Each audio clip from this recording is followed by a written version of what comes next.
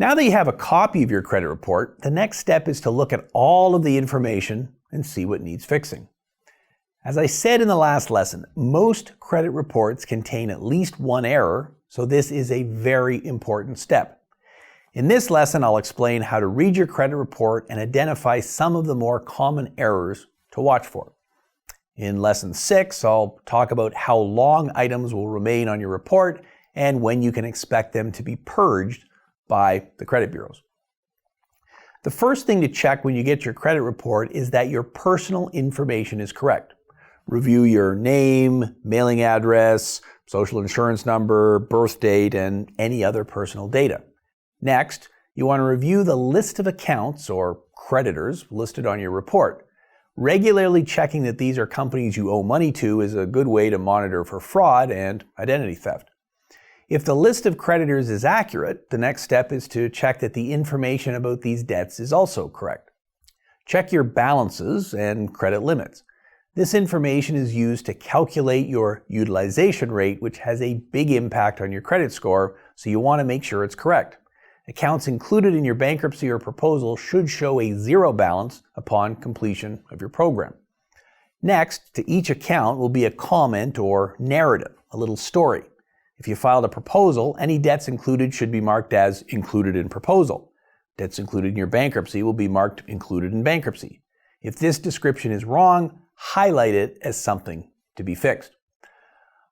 I'll warn you, many lenders don't update the comments or the amounts owing until your proposal is completed or you're discharged from bankruptcy. I don't think that's fair, but that's just the way they do it. Each account will also have a two-part code next to it, a letter and a number. The letter shows the type of account, R for revolving like a credit card or line of credit, I for installment loan like a car loan, O for open account such as an internet or cell phone bill, and M for mortgage. After the letter is a payment code. 0 means the account is new or approved, but you haven't used it yet. 1 means it was paid on time. That's what you're aiming for. 2 to 5 means there was a late payment on the account. The higher the number, the longer you were late. 2 means you were a month late, 3 means 2 months late, and so on. A repossessed vehicle is coded as an 8. An account included in a consumer proposal should appear as a 7. If your account is in collection or you filed bankruptcy, you'll see the code 9. It's not uncommon for creditors to report an account included in a consumer proposal as a 9 until it's completed. Credit bureaus may not update this to a 7 until your proposal is finished. What you want to be sure of, though, is that the narrative is correct, as this is what lenders will be looking at. If you decided to keep a financed vehicle when you filed and are maintaining your payments, make sure there is no narrative beside this debt. Secured debts are not included in your bankruptcy or proposal unless you gave the vehicle back. And, as I mentioned before, make sure to make payments on time on accounts that remain after you filed, as this will help you improve your credit score. Next, check the date of last payment or activity and the number of late payments reported. If you filed a bankruptcy or consumer proposal, the date of last payment should be frozen at the date you filed insolvency. Creditors, in particular Canada student loans, may continue to report late payments during your bankruptcy or proposal. Again, make a note of this, but know that credit bureaus likely won't correct this until after you've been discharged or your proposal is finished. When they do, they should backdate the correction and remove any late payments to the date you filed.